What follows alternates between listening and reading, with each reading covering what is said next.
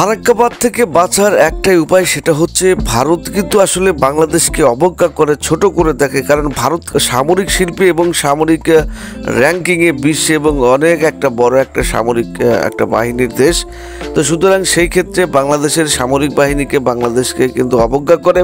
তারা কিন্তু আসলে এই যে বাঁধগুলো বিভিন্ন নদীতে তারা বেঁধেছে, এটা হচ্ছে তারা একটা রাজনৈতিক কারণে বেঁধেছে, যে কোনো সময় যদি বাংলাদেশের সাথে যুদ্ধ বেঁধে যায় তাহলে তারা যেন এখানে বন্যা তৈরি করতে পারে, আবার যখন শুষ্ক মৌসুম থাকে সেখানে যেন একটা খরা তৈরি করতে পারে।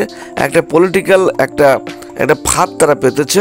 তো সুতরাং আসলে এটা বর্তমানে যদি বাংলাদেশে না হয়ে যদি পাকিস্তানে এটা হতো, তাহলে পাকিস্তান কিন্তু দাঁত ভাঙা জবাব দিত। আসলে আমরা যে কোনো দেশের সাথে কিন্তু যুদ্ধ চাই না, কিন্তু এভাবে আপনারা ফারাক্কাবাদ ভারত যদি ছেড়ে দিয়ে যে এভাবে প্রত্যেকটা মানুষকে, একটা সমাজ সভ্যতাকে কিভাবে চোখের পলকেই কিন্তু একটা পরিবারকে ধ্বংস করে দেওয়া হচ্ছে, বন্যা ঘটানো হচ্ছে। আমরা জানি যে আসলে এই যে ফারাক্কাবাদ, আপনি যে বাদই বলেন না কারণ ভারত যখন ছেড়ে দেয় তখন সে ভারতেও কিন্তু বন্যা হয়, কিন্তু তারপরেও তারা বাংলাদেশে বন্যা ঘটাতে চায়। তারা ক্ষতি করে হলেও বাংলাদেশের ক্ষতি চায়।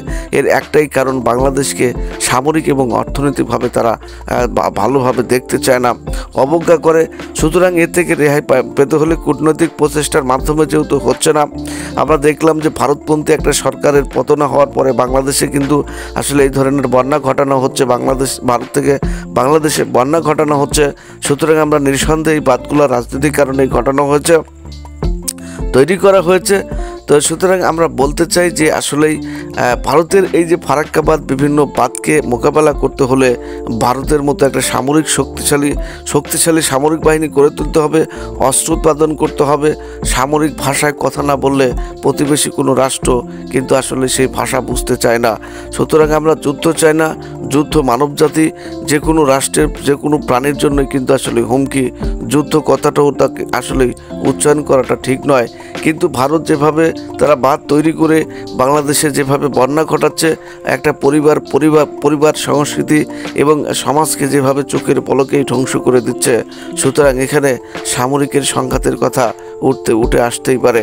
আমরা চাই বন্ধুত্ব সম্পর্ক, কিন্তু ভারত ততক্ষণ পর্যন্ত বাংলাদেশে ভয় করবে না যতক্ষণ পর্যন্ত বাংলাদেশ সামরিক এবং অর্থনৈতিকভাবে বিশ্বে মাথা উঁচু করে দাঁড়াতে না পারবে।